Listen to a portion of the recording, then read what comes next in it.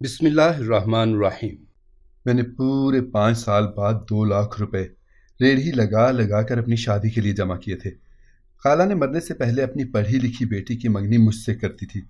جلد ہی میں انم کو رخصت کر کے اپنے گھر لے آیا، مگر جو ہی اسے سیج پر بٹھا کر میں نے اس کا گھونگھٹ پلٹا تو وہ مجھے دیکھتے ہی بولی، دور رہو مجھ سے، مجھے تم سے بدبو آ رہی ہے، میں کسی اور سے محبت کرتی ہوں، تمہارے جیسے جاہل ان پڑھ سے نہیں۔ یہ سن کر میرا تو رنگ فک ہو گیا اور میں اسے وہیں چھوڑ کر کمرے سے باہر نکل گیا۔ ساری رات روتا رہا۔ صبح ہوئی تو یہ دیکھ کر میرے پیروں تلے سے زمین نکل گئی کہ وہ تو میرے پاؤں میں بیٹھی تھی اور ساتھ اس کا۔ آج میں اپنی حیات کی عجیب سی کشمکش کی داستان سنانا چاہتا ہوں۔ میرا نام بلال احمد ہے۔ میری شادی اس سے ہو چکی ہے جسے میں من ہی من میں چاہتا تھا، مگر اظہار کرنے کی ہمت خود میں نہ پاتا تھا۔ اب وہ مجھے آسمانی تحفے کی طرح مل گئی تھی۔ میں اپنی بیوی کو پھولوں کی سیج پر بٹھا چکا تھا۔ مجھے لگا تھا کہ آج وہ اپنی محبت کا اظہار کر دے گی۔ میں نے اس کا گھونگھٹ پلٹا تو وہ مجھے دیکھتے ہی بولی، دور رہو مجھ سے، مجھے تم سے بدبو آ رہی ہے، میں تو تم جیسے گنوار کو ایک لمحہ بھی اپنے ساتھ برداشت نہیں کر سکتی، میں کسی اور سے محبت کرتی ہوں، تمہارے جیسے جاہل ان پڑھ سے نہیں۔ کیا یہ سب انم مجھے سے کہہ رہی تھی؟ مجھے اپنے کانوں پر بھروسہ نہیں ہو رہا تھا۔ یہ سن کر میرا تو رنگ فک ہو گیا اور میں اسے وہیں چھوڑ کر کمرے سے باہر نکل گیا تھا۔ میں ساری رات روتا رہا تھا۔ آج مجھے ماں اور خان بہت یاد آ رہے تھے۔ کاش وہ اس مشکل گھڑی میں میرے ساتھ ہوتے۔ مجھے اپنے 9 بہن بھائی بھی یاد آ رہے تھے جنہوں نے ہر گھڑی مجھے پیار دیا تھا، مان دیا تھا۔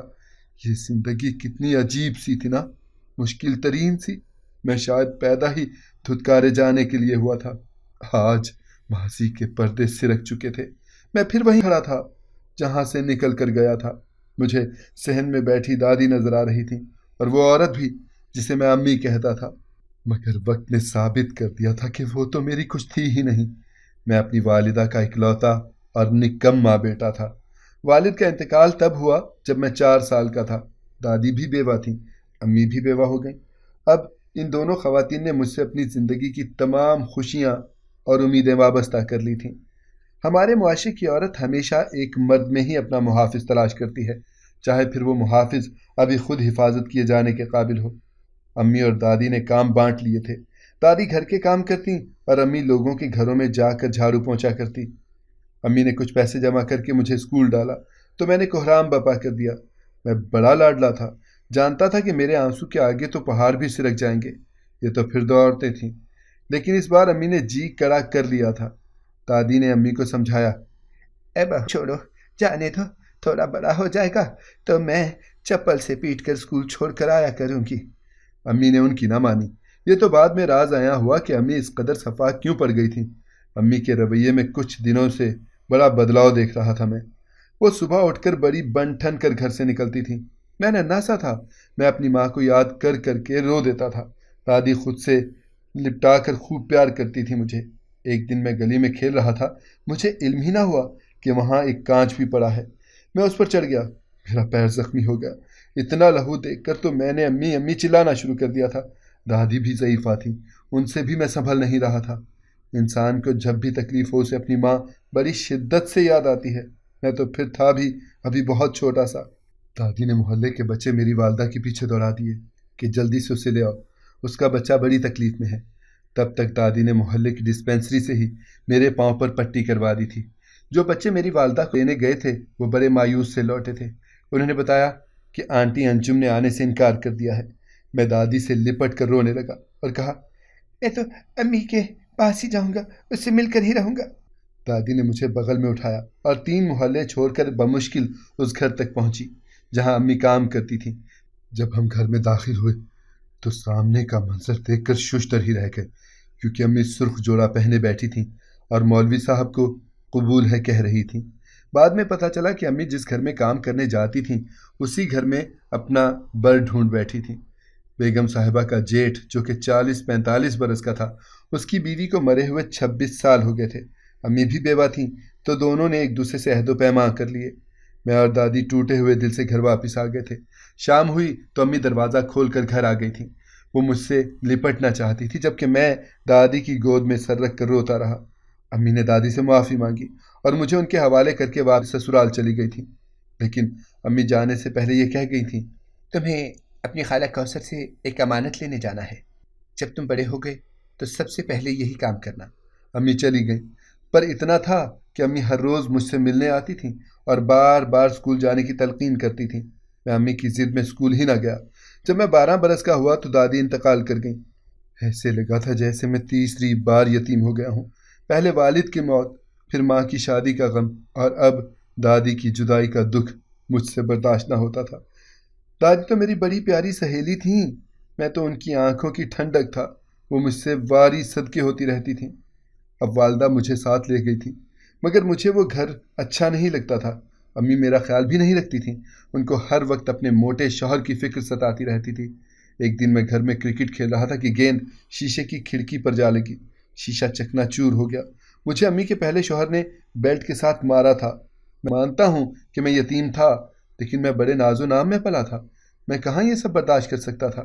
میں روتا رہا، چیختا رہا، مگر امی نے آگے بڑھ کر اپنے شوہر کو روکنا گوارا نہ کیا۔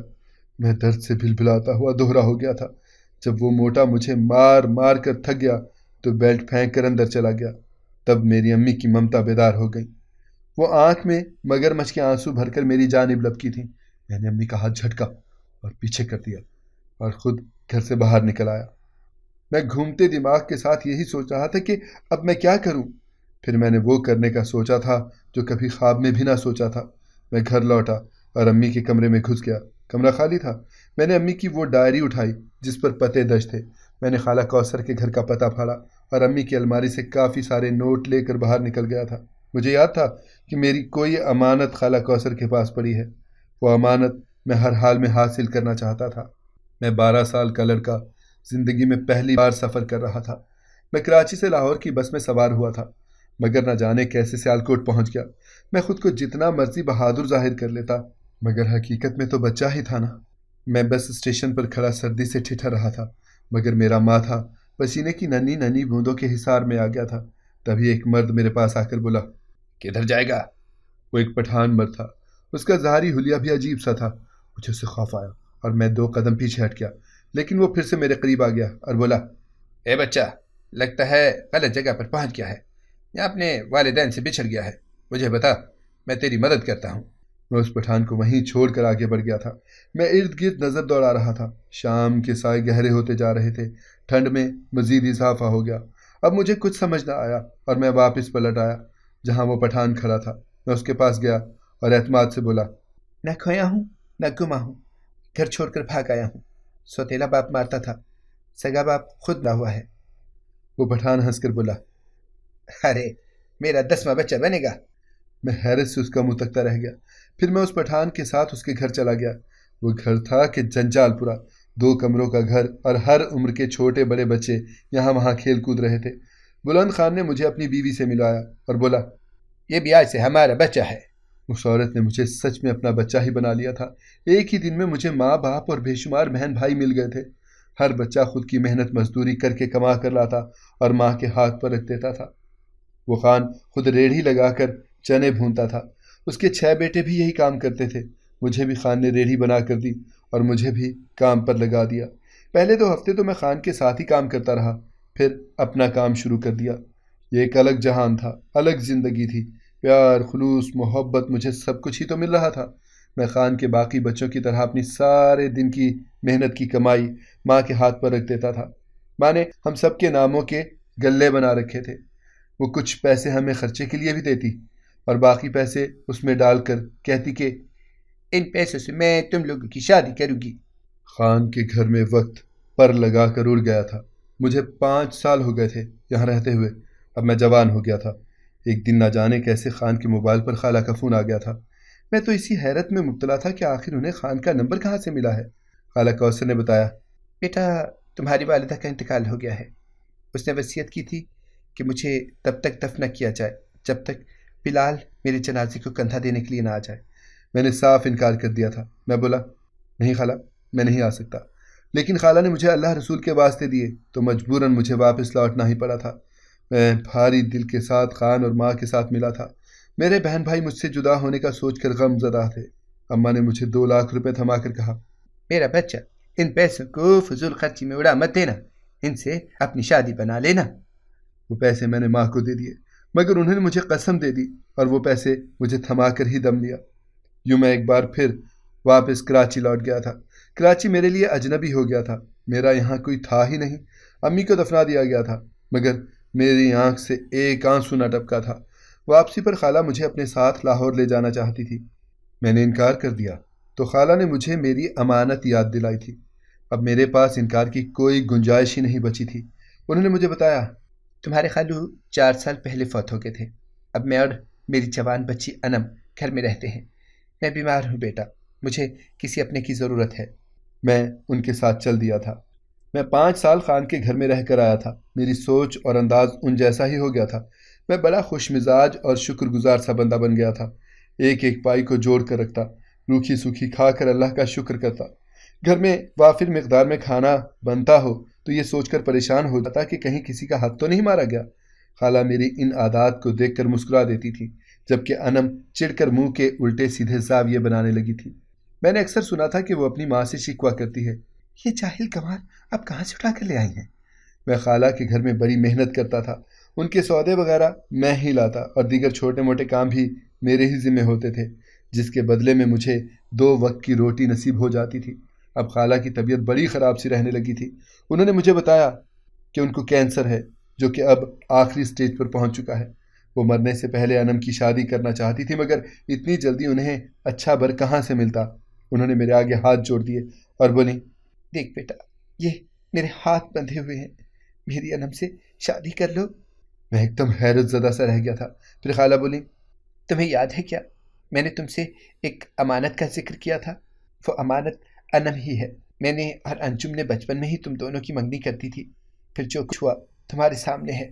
اب میں چاہتی ہوں کہ تم دونوں شادی کر کے اپنا گھر بسا لو۔ انم کو حاصل کرنے کی خواہش تو میں نے خود سے بھی چھپا کر رکھی تھی۔